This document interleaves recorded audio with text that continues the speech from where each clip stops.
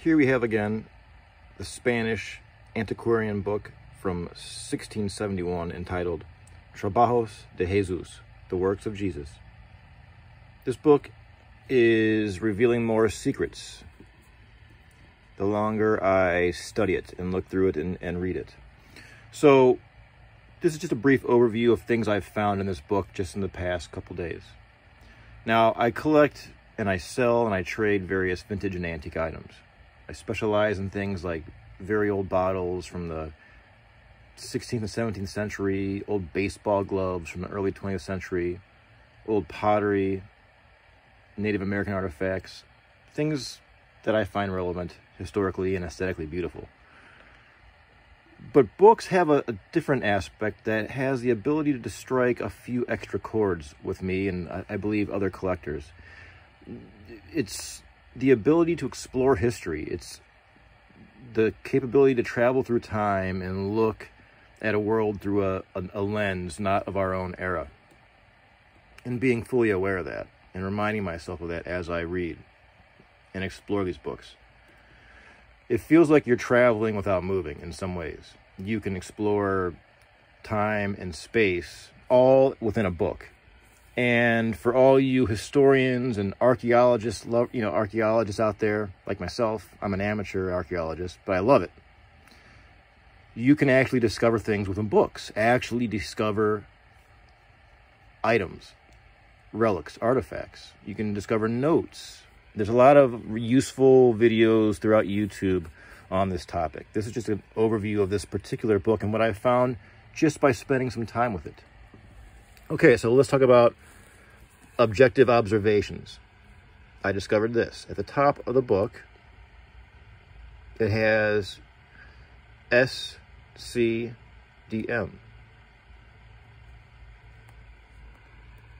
Okay, I love the stitching. That just floats my boat. I am not a condition snob. I'm quite the opposite. I'm a condition, what would you say, bonds, the opposite of snob. Because I love things that look like they've been through time. To me, if this book was in mint condition, it wouldn't be as appealing to me. I prefer beat up aesthetic. I prefer used and worn looks. It just really floats my boat. Okay, so we're looking at the book. Now, let's look inside. Because if you can prove provenance, history of ownership, the book can become quite more valuable. Or at least much more interesting. So let me try this. Okay, so here we go. From what I can make out here, it says La Secretaria de... And now here's where it gets a little fuzzy. And then it says Santa Clara, Mexico. Okay. What do you know about Santa Clara, Mexico? Santa Clara del Cobre was founded in 1521 by Friar Martin de Jesus. So there's conquistador presence there. And the area was famous for its copper artisans. The indigenous people of the area were very, very well, they worked very well with copper. They had advanced techniques working with copper. So much so that the conquistadors from Spain admired this and they enticed them back to the area after the indigenous folk additionally cleared out when the conquistadors moved in. But the conquistadors recognized their copper ability and enticed them back into the area. So if I can figure out who the secretary of some relevant, I'm not sure if it'd be a post or a cathedral in Santa Clara del Cobre in, around the year of this book, that can be a big clue of provenance. Now let's look to what have I found in this book. Well, if you look at the top, you can see there are things tucked away in there, and they look like they've been there for a while. In my prior video, I discovered some kind of very, I'm going to put my phone in a holder here, some very old thin piece of paper that had a pin cut out of a cross on what appeared to be an altar. So I kept looking,